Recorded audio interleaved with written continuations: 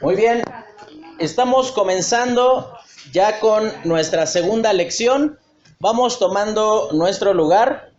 Por favor, allí mi esposa les está acercando el material de esta semana. Y antes de comenzar, pregunta: ¿quién se aprendió el versículo de memoria? Primera de Pedro 1:5. Ahí está la hermana Berta, el pastor, y vi a otras manos acá, Analí. Y se lo sabe David. A ver, córrele David, vente para acá adelante. Para que te escuchen todos a la hora de que lo digas.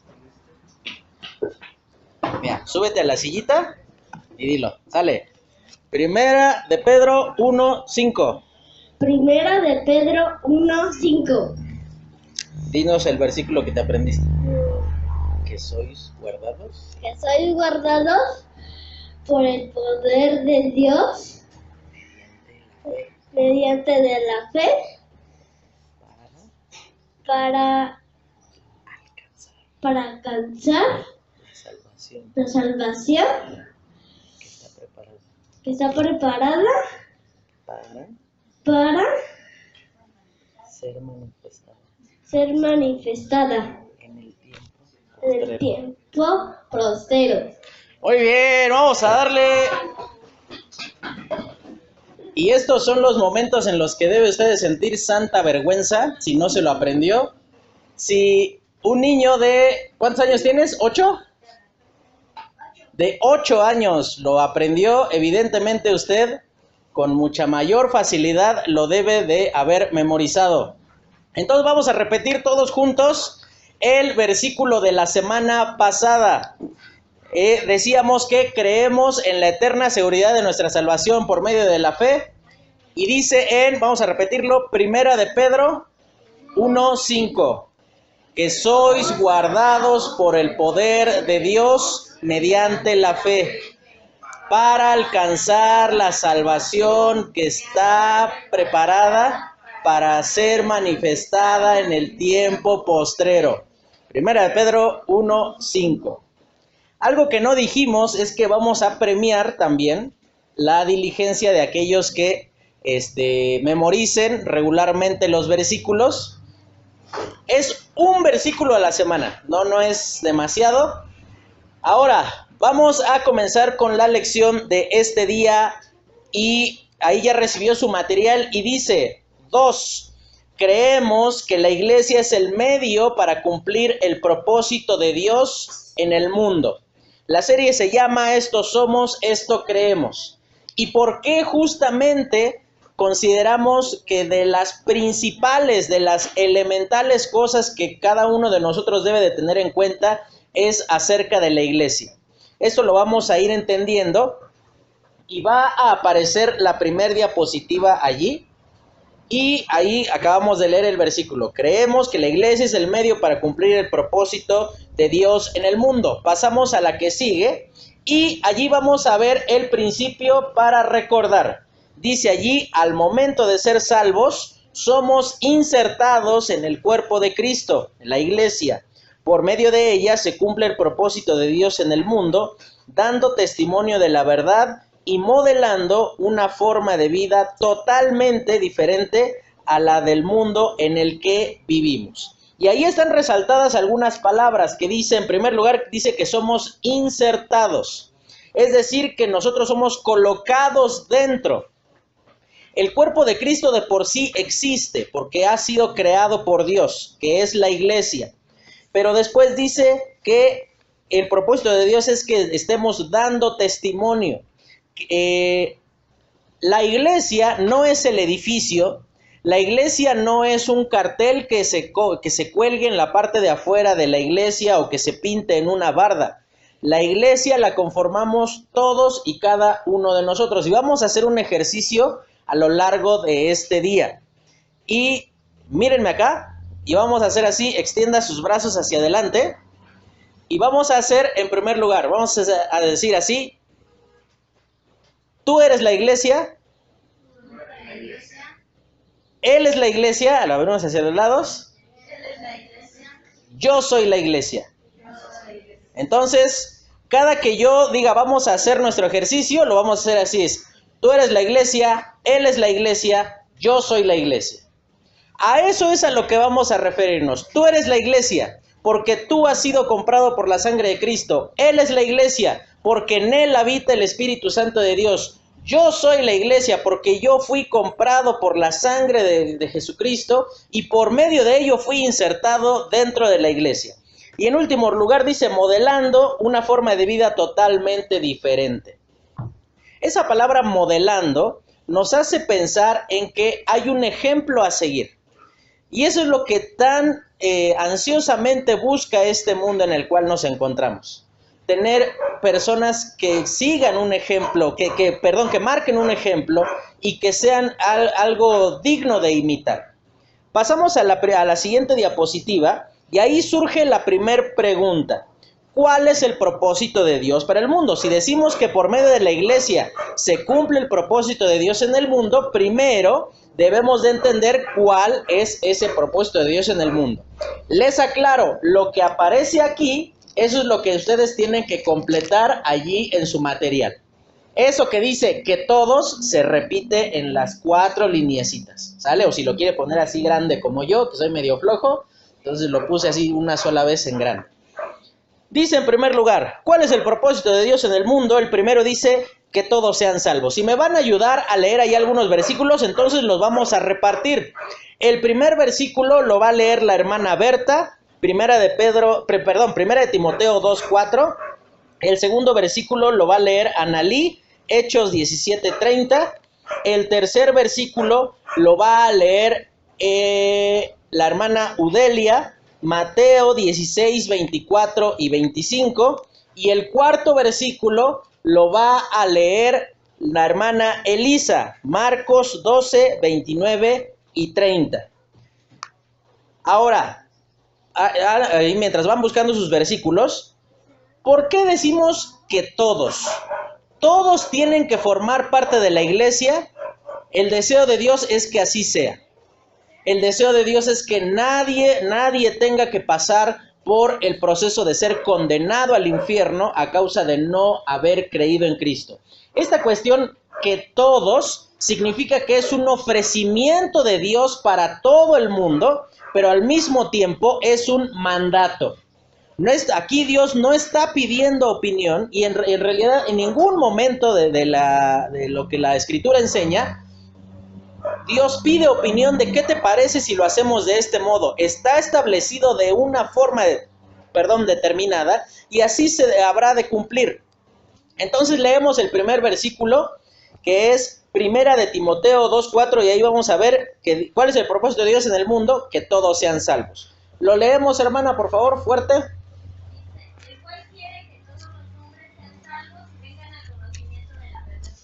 Ok, y ahí unos versículos antes está hablando con respecto a que Dios aprueba o que Dios desea que nosotros oremos por aquellas personas que han sido puestas en autoridad.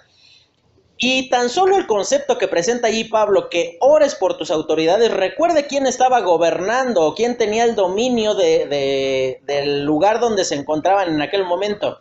Eran los romanos. Eran personas que no promovían el culto ni la adoración y mucho menos la creencia en un solo Dios.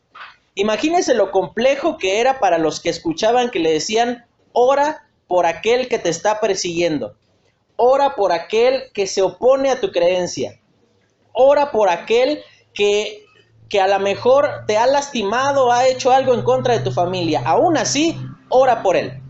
Y esto nos hace pensar, hermanos, y justo esto cae en un tiempo sumamente importante, particular. Estamos en un tiempo de elecciones, ¿no? Y usted elegirá la opción que le parezca mejor a usted. Aquí en la iglesia, de ningún modo va a escuchar que nosotros le motivemos o que le digamos vote por este o vote por el otro. Es decisión y es su derecho, es su responsabilidad. Pero dice aquí, el cual quiere que todos los hombres sean salvos y vengan al conocimiento de la verdad. Ahora, esa palabra quiere es muy interesante porque transmite la idea de que es un deseo genuino. Es algo que Dios persigue con sumo interés. Es algo que Él quiere ver concretado. No es un deseo así como cuando le deseas feliz cumpleaños al que te cae gordo porque ya todos lo felicitaron en el trabajo o en el salón y es no, sí, que pases muy feliz cumpleaños, pero realmente es meramente un formalismo por cumplir, no es un deseo genuino. Aquí dice que Dios tiene un deseo ferviente de que todos sean salvos. En segundo lugar, dice que todos se arrepientan. ¿Quién iba a leer el segundo versículo? Analí, ¿no?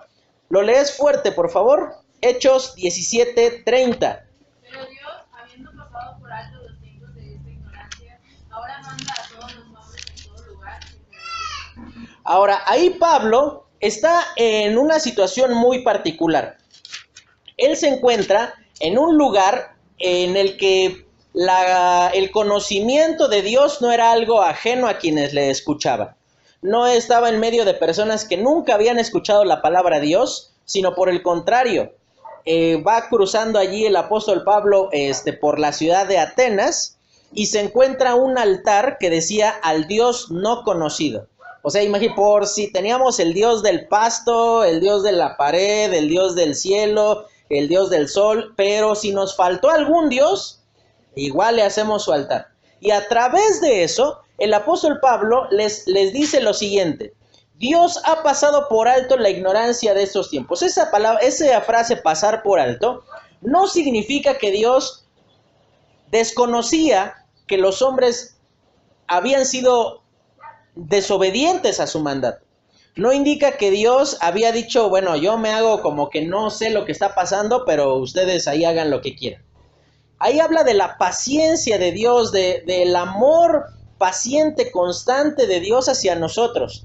Pero llega un punto donde la paciencia no pasa por encima de la santidad de Dios. Y nada pasará por encima de la santidad de Dios, ni siquiera su amor. Y dice aquí, Él ahora manda. Y fíjese, esa palabra es muy específica, porque la palabra que dice allí, manda, era la facultad que recibían los militares para darle órdenes a sus subordinados. Era un mandato. No te están preguntando, imagínate, te ponían a cuidar la puerta. Y yo no me imagino un soldado diciendo, no, es que hace un montón de calor, ¿me podrás poner ahí enfrente donde está la sombrita? No, es un mandato, es una instrucción clara, precisa, puntual. No hay forma de no entender o de pensar que significa otra cosa. Dice que Él manda a todos los hombres que se arrepientan. Y así como Dios desea que todos los hombres sean salvos, también Dios desea que todos los hombres abandonen su pecado que les impide ser salvos. Por eso dice allí que todos se arrepientan. El siguiente, que todos le sigan. ¿Quién va a leer el tercer versículo? Mateo 16, 24 y 25. La hermana Audelia. Fuerte, por favor, hermana.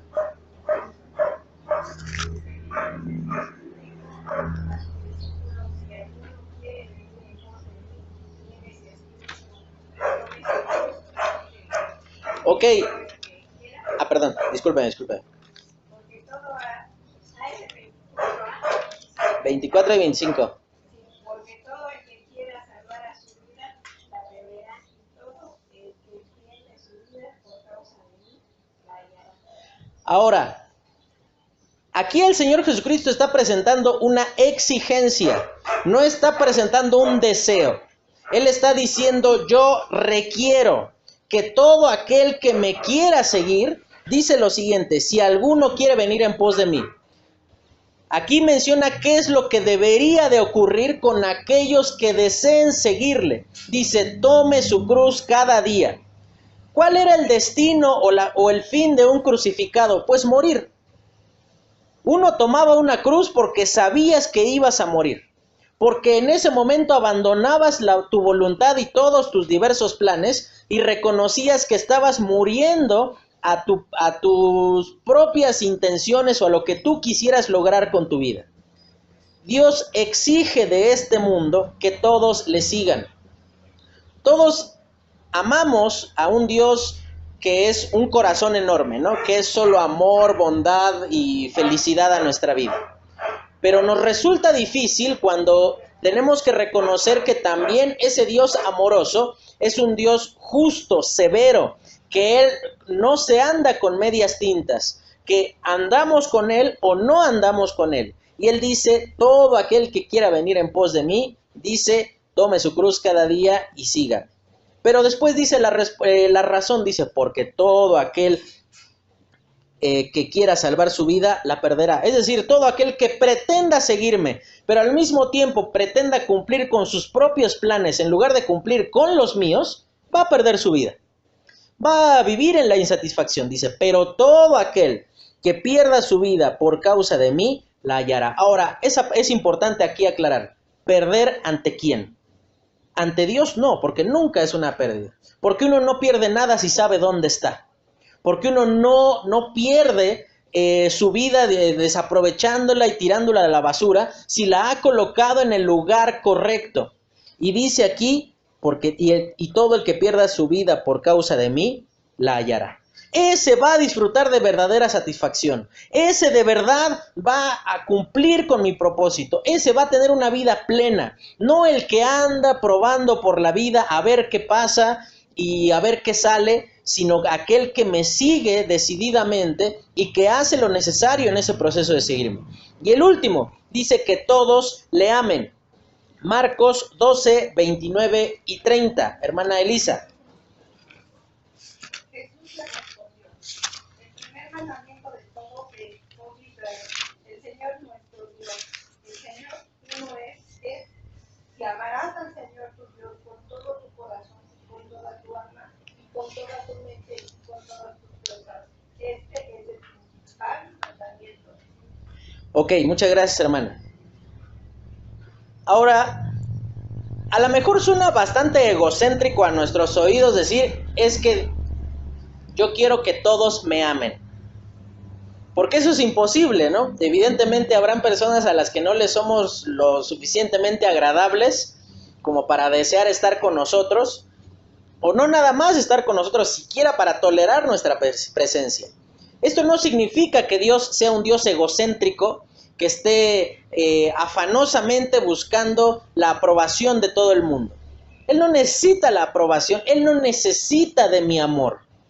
¿Qué es lo que yo manifiesto cuando amo a Dios como lo menciona aquí? Estoy manifestando que para mí Dios es entonces lo más importante que puede existir. No es un Dios egocéntrico, es un Dios que tiene el conocimiento de cómo realmente son las cosas. Yo me imagino a Dios diciendo, pues sí, me tienes que amar porque no hay nada ni nadie que se compare a mí. No hay nadie que pueda hacer las obras que yo hago. No hay nadie que tenga la misma vida que yo tengo y la misma vida que yo doy. Por lo tanto, Él desea que todos le amen y ahí menciona en qué aspectos tiene que manifestarse ese amor.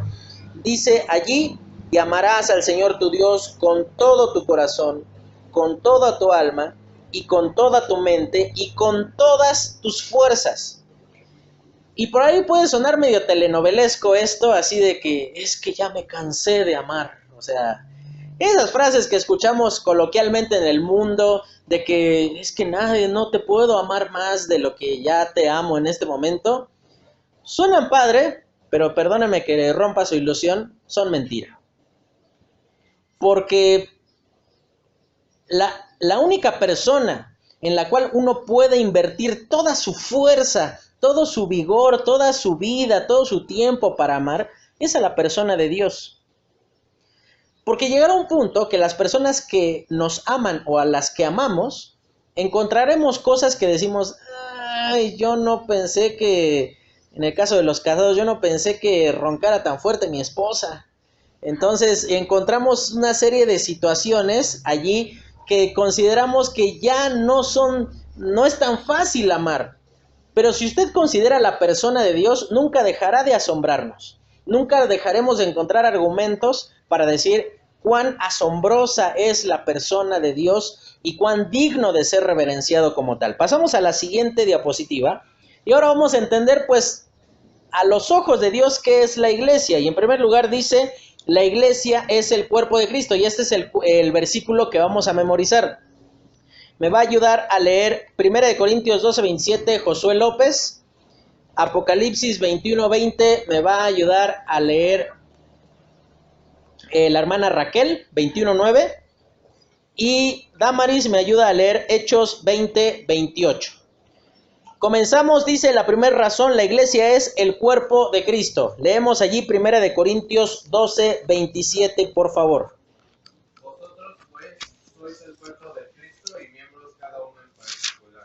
Ok, ahí menciona que el cuerpo de Cristo está conformado por todos y cada uno de nosotros. Pero fíjese la palabra tan padre que menciona allí. Vosotros pues sois el cuerpo de Cristo, dice cada uno y miembros cada uno en particular. No importa si a lo mejor Dios a usted le colocó dentro de su cuerpo en la parte de aquellos que son los que hacen cosas. A lo mejor Dios le colocó a algún otro en aquellos que sostienen al cuerpo de Cristo. En donde Dios le haya colocado, usted forma parte de ese cuerpo. No nada más está cerquita de Cristo, sino que forma parte de su mismo cuerpo. El segundo dice, es la esposa de Cristo. Apocalipsis 21:9, hermana Raquel. Vino entonces a mí uno de los 7 ángeles que tenían las 7 copas llenas de las 7 plagas postreras, y habló conmigo diciendo, ven acá, yo te mostraré la desposada, la esposa del Cordero. Ok, ahora, imagínese el nivel de alta estima en el cual Dios, por medio de la persona de Cristo, manifiesta hacia la iglesia, que Él dice, ella es mi esposa. No es diciendo, ella es mi amiga, ella nos llevamos padre, me cae bien, sino dice, es mi esposa. Desde el momento en el que uno dice, es mi esposa, asume el compromiso de cuidarla y asume la responsabilidad de sostenerla y de guiarla en todo momento. Permanentemente escuchamos que en el mundo en el cual vivimos, que lo más común es que tal señor ya dejó a su esposa y se fue con otra. Con Cristo usted no tendrá nunca esa preocupación. La iglesia es el objeto de su amor, y tal amor que estuvo dispuesto a morir por ella y a ganarla para sí mismo. Perdón. Ahora, cuando dice aquí que la iglesia es la esposa de Cristo, voy a preguntarle a varios de ustedes, ¿qué significa en una palabra que usted me pueda decir, qué significa? Si es esposa, significa que hay un matrimonio de por medio, o por una unión. ¿Qué significa para usted una sola palabra tienes que decir acerca del matrimonio? Hermano Luis, usted escucha matrimonio, ¿qué palabra le viene a la mente? Unión. Hermano Chive, ¿qué le viene a la mente cuando escucha matrimonio? Acercamiento. Alguno de ustedes estará pensando asfixia. No es cierto, no. Vamos a ver. ¿Qué significa el matrimonio? ¿Qué te viene a la mente? ¿Qué palabra? Una palabra que puede decir matrimonio es, por ejemplo, compromiso, ¿cómo? Apoyo, amor, ¿qué otra cosa? Compañerismo, fidelidad. ¿Quién más dijo? O podemos decir paciencia, diferentes cosas. Todas esas cosas que dijeron, unión, compañerismo, compromiso, amor, paciencia, unión, diferentes cosas. Todas esas cosas usted las ve cumplidas en Cristo hacia nosotros. Y ahí entonces usted ve el valor tan amplio, tan grande que le da ese compromiso que hizo Cristo con la iglesia. Porque estamos unidos a Él, porque Él hizo un compromiso de guardarnos eternamente y para siempre, porque Él nos ama por encima de todas las cosas, porque Él desea nuestro bienestar, y por esa razón es impensable que una persona pueda considerar que la iglesia es algo opcional en su vida, que es algo a lo cual tendremos que acudir o que tendremos que buscar solamente en un determinado momento de necesidad, como hacen muchas personas. Porque tenemos que lamentablemente reconocer que muchos de nosotros hemos buscado a Dios cuando no tenemos dinero para la renta, cuando tenemos un familiar enfermo, cuando nuestra situación matrimonial se ha agravado, se ha complicado de una manera importante, cuando estamos sumamente tristes. Pero en los momentos de gran alegría, de gran abundancia económica, de que está todo bien en nuestra vida, ¿realmente buscamos a Dios con la misma intensidad? Y algo que usted tiene que considerar en esta mañana. Usted, hermano, ¿cómo se pondría si usted sabe que yo estoy hablando mal de su esposa? Híjole, pues usted diría, pásenme, por lo menos vendría con un ladrillo en la mano, ¿no? Por lo menos. Porque en el momento en el que yo estoy hablando mal de su esposa, estoy hablando mal de usted. No, esto no es cuestión de que no, la bronca es con tu esposa, no contigo. No, maestro. Aquí, si tú haces algo contra mi esposa, estás haciendo algo también directamente contra mí. Por esa razón es tan grave, tan doloroso, que muchos creyentes consideren la iglesia como un centro de pudrición y todos los males están contenidos allá adentro. Una vez escuché lo siguiente. Decía que si usted encuentra una iglesia perfecta, que todos se amen, que todo esté en orden, que no tenga conflictos económicos, que el problema que usted se imagine no vaya allí, porque usted la va a echar a perder. Porque no hay iglesia perfecta. Y estamos hablando de la esposa de Cristo. Deberíamos de hacer lo mismo que los judíos. Cuando van a mencionar el nombre de Dios, ellos hacen un alto, meditan lo que van a decir y allí recién dicen Dios. Porque es tan reverente, es tan reservada esa palabra, que no la van a ocupar así a la ligera, que no la van a mencionar como si fuera a hablar de un zapato, de una silla. Están hablando del creador y del dueño de todo el universo.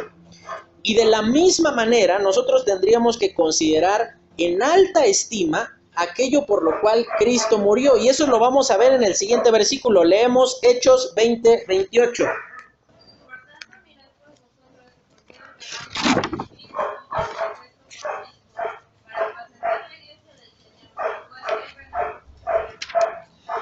¿Y qué dice ahí la última frase? Dice, la cual Él ganó por su propia sangre.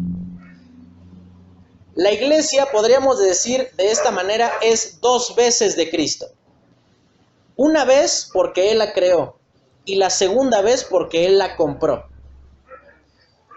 Cristo tenía todas las facultades de decir, a ver, tú y vénganse conmigo y creamos la iglesia. Sin embargo, Él pagó el precio necesario a causa de nuestro pecado. Él hizo todo lo necesario a causa de la condición en la cual cada uno de nosotros se encontraba. Y por esa razón dice, por tanto, guardad vuestras almas. Habla de la necesidad de no considerar la iglesia como una cosa que puede ser honrada, reverenciada o no. Aquí el apóstol Pablo le está hablando a pastores y él les dice allí, ya no lo van a ver. El apóstol Pablo sabía que iba a ir a un lugar del cual ya no iba a volver, que él probablemente iba a tener que morir, pero al final dice, la cual él ganó con su propia sangre. Y dice, mirad por vosotros y mirad por el rebaño. Y aquí es entonces una situación sumamente importante que cada uno de nosotros debe de tener en cuenta. Cada cosa que cada uno de nosotros haga por sí mismo beneficiará o afectará a la iglesia directa o indirectamente. Imagínense, hermano, que el día de mañana usted se entera que yo abandono a mi esposa. Eso afectará a la iglesia porque van a decir, pues el hermano predicaba, el hermano nos enseñaba, hacía diferentes cosas. Pero cada cosa que yo haga afectará o beneficiará directa o indirectamente a la iglesia. Por esa razón, hermano, esas frases de que es mi vida y yo hago con ella lo que quiera, no, hermano, ni es su vida y ni puede hacer con ella lo que quiera, porque no es suya.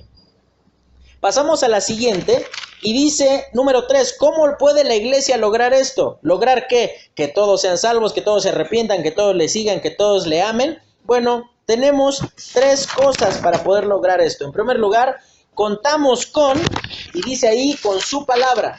Y en el libro de Juan 17, versículo 17, dice así, santifícalos en tu verdad, tu palabra es verdad. Y aquí el Señor Jesucristo lo está mencionando en un momento, momentos antes de que lo lleven preso para finalmente crucificarlo. Y él aquí le está diciendo, estamos ya en la segunda página, está en la parte de hasta abajo de la primera y vamos a pasar a la segunda. Y dice allí, santifícalos en tu verdad, tu palabra es verdad. Esa palabra santificar literalmente significa ponerlos aparte para cumplir un propósito en particular. Y aquí lo que el apóstol Juan le dice, él narra de lo que escuchó del Señor Jesucristo, habla de que solo por medio de la palabra de Dios podemos cumplir con ese propósito. Y mire, hermano, y es algo muy común, porque usted puede estar en 2 extremos, puede estar en un extremo en el cual no agarra un libro por ningún motivo, o puede estar en el otro extremo en el cual usted es amante de los libros cristianos. Y es bueno leer libros cristianos. Lo que está mal es que usted lea más libros cristianos que la propia Biblia. Lo único que verdaderamente transforma el alma es la palabra de Dios. Los libros, voy a decir algo súper escondido, son libros. Es la opinión de alguien, puede ser usado por Dios de una forma muy importante, pero la principal y la única relación trascendental que necesitamos es con la Escritura. En segundo lugar, dice que contamos con el Espíritu Santo. Y dice allí en el libro de Juan, capítulo 16, versículo 13. Pero cuando venga el Espíritu de verdad, Él os guiará a toda la verdad, porque no hablará por su propia cuenta, sino que hablará todo lo que oyere y os hará saber las cosas que habrán de venir.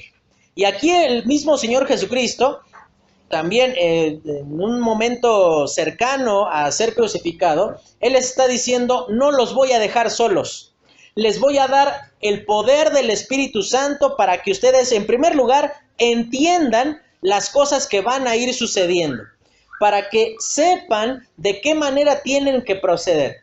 Imagínense, hermanos, si no tuviésemos el Espíritu Santo dentro de cada uno de nosotros, sería tan imposible cumplir con el propósito de Dios en el mundo como iglesia de manera global y como creyentes de manera individual. Sería tan imposible como lo siguiente. Imagínense que yo tengo un hijo que nace sin brazos y llega el niño y me dice, oye papá, ¿me das galletitas? Y yo le digo, sí, mijo, agárralas de ahí arriba del mueble. Y el niño me va a decir, oye, pero pues yo no tengo brazos. Y yo le voy a decir, pues no hay brazos, no hay galletitas. O sea, es algo tan... Uno puede decir, qué crueldad, estás viendo que el niño no puede. No es que no alcanza, no tiene forma de obtenerlo, de bajarlo para sí. Aquí lo que el Señor Jesucristo le está diciendo, yo coloco exigencias de obediencia para ustedes. Pero así como coloco exigencias de obediencia, les proporciono lo necesario, lo único que necesitan para poder cumplir con el propósito de Dios. Entonces decíamos, tú eres la iglesia, él es la iglesia, y ya quedé como loco ya haciéndolo yo solo, quedamos en que lo íbamos a hacer todos juntos, entonces vamos a hacer nuestro ejercicio. Tú eres la iglesia, él es la iglesia, yo soy la iglesia. Y sobre todo en lo que usted se tiene que concentrar es cuando usted apunta a sí mismo. Lo que haga el hermano, eso no le compete a usted calificarlo. Lo que hagan los que están un poco más cerca, más lejos, tampoco nos corresponde juzgarlo o evaluarlo. Lo que sí me corresponde es evaluar lo que yo estoy haciendo, porque yo soy la iglesia. Y en último lugar, dice, contamos con la comunión con los hermanos. Primera de Corintios 12:12. Dice de la siguiente manera, porque así como el cuerpo es uno y tiene muchos miembros, pero todos los miembros del cuerpo, siendo muchos, son un solo cuerpo, así también Cristo. Y aquí es importante que usted pueda considerar que lo que menciona aquí la palabra de Dios, menciona que dentro del cuerpo de Cristo está compuesto de una manera sumamente diversa, que no podemos considerar que todos tienen que ser iguales. En realidad, no hay ningún lugar en la Escritura que mencione que tenemos que ser uniformes, todos iguales, que todos piensen igual, que todos hablen igual, que todos se comporten de la misma manera. Dios no desea que todos seamos iguales. Dios lo que desea es que en medio de esa diversidad de personalidades, de carácter, que del trasfondo en el cual venimos, a lo mejor alguno de ustedes nació en una familia que ya conocía del Evangelio, o a lo mejor alguno de ustedes nació en una familia sumamente compleja, con diversos problemas, que el pecado destruyó su familia. Su trasfondo no importa. El mandato de la palabra de Dios no es que seamos uniformes, es que tengamos un mismo sentir con respecto a lo que es verdaderamente trascendente. Aquí sí, que todos creamos una sola cosa, que todos amemos a una sola persona, y es a la persona de Jesucristo. Por esa razón dice, contamos con la comunión de los hermanos. Y es verdad, hay un dicho que hasta canciones han hecho con ella que dice, no soy monedita de oro, ¿no? Y sabemos que caemos bien con algunas personas y con otras no solo no caemos bien, caemos mal, que somos así como, es equivalente a vernos que un piquete de ojos, ¿no? Así como que, o sea, justo te tengo que ver a ti, o sea, de entre tantos miles de personas en Atizapán, justo el Señor Jesucristo te tenía que salvar a ti, o sea, justo tenías tú que estar aquí en la iglesia. Pero considérelo, hermano, podemos ser distintos, podemos tener diversas cuestiones que nos hacen diferentes, pero somos un mismo cuerpo. Yo no veo un cuerpo sano, una mano empujando a la otra diciendo, me caes mal y vete de aquí porque tú no eres parte del cuerpo. O yo no veo al pie tratando de patear la cabeza diciendo, tú te sientes mucho porque estás arriba. O yo no veo al ombligo diciendo, yo quiero estar en el lugar de los ojos, al fin soy hoyito también. O sea, yo no veo eso en el cuerpo. Porque el cuerpo se procura a sí mismo. El cuerpo se abraza, se protege, se ama a sí mismo. Y con ese mismo amor natural, podríamos decirlo, con que el cuerpo se preserva a sí mismo, es el mismo amor con el cual tenemos que procurarnos unos a otros. El mismo amor con el cual debemos de amarnos, a pesar que digamos, híjole, o sea, a lo mejor yo no haría lo que estás haciendo, hermano, pero igualmente te amo. Igualmente te voy a procurar de tal modo que puedas estar en el mejor nivel posible en tu andar con el Señor. Y de esa manera solo tenemos 3 cosas para poder cumplir con el propósito de Dios. Tendríamos que mencionar una cuarta, que es la oración, para poder cumplir con el propósito de Dios. Eso lo vamos a estudiar ya definitivamente en una lección aparte, por eso no lo estamos mencionando como tal aquí. Y esto entonces nos hace una pregunta. Hemos sido mal enseñados, y pasamos a la última diapositiva, que dice, ¿y qué pasó con Israel? Hemos sido mal enseñados, donde se nos ha dicho que Dios desechó a Israel, que ahora nosotros somos el pueblo de Dios, que ahora nosotros podemos reclamar las promesas que Dios le hizo a Israel porque ellos desecharon a Cristo.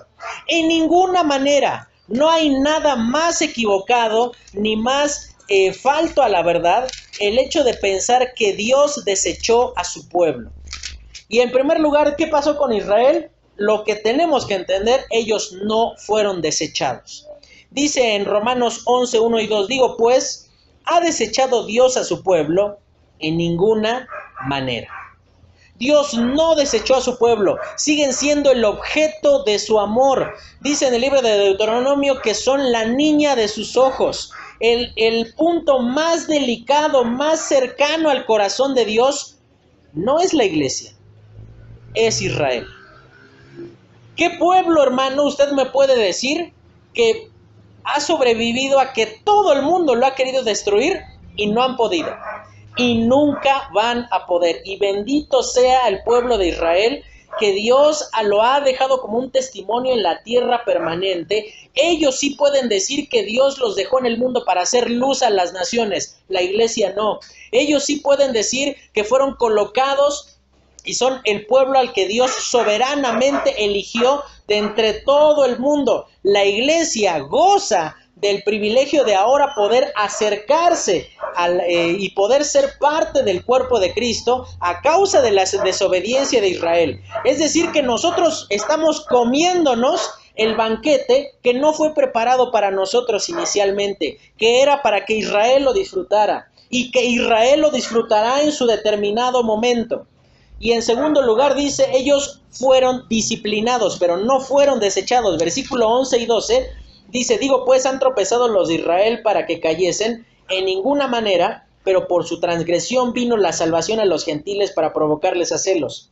Y si su transgresión es la riqueza del mundo y su defección la riqueza de los gentiles, ¿cuánto más su plena restauración? Aquí el versículo 2 está diciendo, si el pueblo de Israel, por medio de haber fallado, nos ha enriquecido a nosotros los gentiles, imagínate cuán gloriosa va a ser su restauración.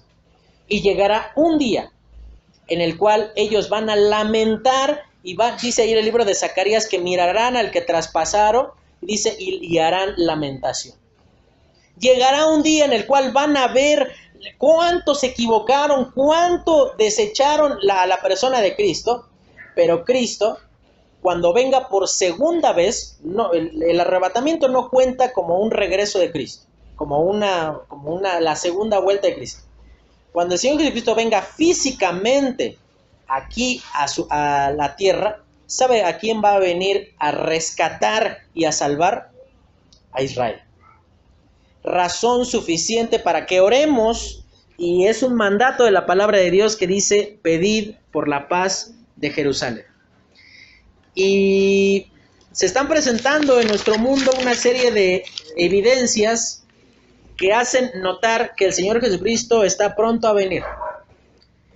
Y quiera Dios que nos halle fieles en este compromiso que Él nos presenta y nos ofrece, pero al mismo tiempo nos manda a cumplir con su iglesia. Creemos que la iglesia es el medio para cumplir el propósito de Dios en el mundo. Y el versículo para memorizar está en la segunda hoja, dice 1 Corintios 12:27, y lo vamos a repetir los que están aquí de mi lado derecho, izquierdo de ustedes. Dice 1 Corintios 12:27, dice, vosotros pues sois el cuerpo de Cristo y miembros cada uno en particular. Lo repiten los de mi lado izquierdo. Vosotros pues sois el cuerpo de Cristo y miembros cada uno en particular. Entonces, para el siguiente domingo usted se tendrá que memorizar este versículo. Quiero pensar que ya repasó usted, ya tiene memorizado el de 1 de Pedro 1:5. Entonces vamos a hacer todos juntos, vamos a repetir el versículo de la semana pasada, que es 1 de Pedro 1:5. Vamos a repetirlo todos juntos. 1 de Pedro 1:5. que sois guardados por el poder de Dios mediante la fe, para alcanzar salvación que está preparada para ser manifestada en el tiempo postrero. ¿Ok? Primera de Pedro 1:5. Piénselo de este modo, hermano. A lo mejor suena imposible para usted. De aquí a un año, usted se va a saber más de 50 versículos. A lo mejor usted está diciendo, no, mi hijo, ya a mi edad eso no se puede. Va a ver cómo sí se puede. Porque es la palabra de Dios. Es algo que necesita nuestra alma. Terminamos de esta manera, vamos a orar y tomamos 15 minutos antes de poder comenzar con el culto. Señor, te agradecemos por tu palabra, por la forma en la que tú nos enseñas y te damos gracias, Señor, porque tu palabra es suficiente, es lo único que nuestra alma necesita para poder tener una vida de acuerdo a tus propósitos. Te damos gracias por todo lo que tú nos das y te lo pedimos en Cristo Jesús. Amén. Solo dos cosas. No es que se nos fueron datos de más. La parte que dice ejecuta, conecta y proyecta, allí son preguntas que usted debe de contestar en su casa. ¿Cuántos de ustedes contestaron la parte, esas tres partes de lo de la semana pasada? Bueno, 1, 2, 3 personas. 4.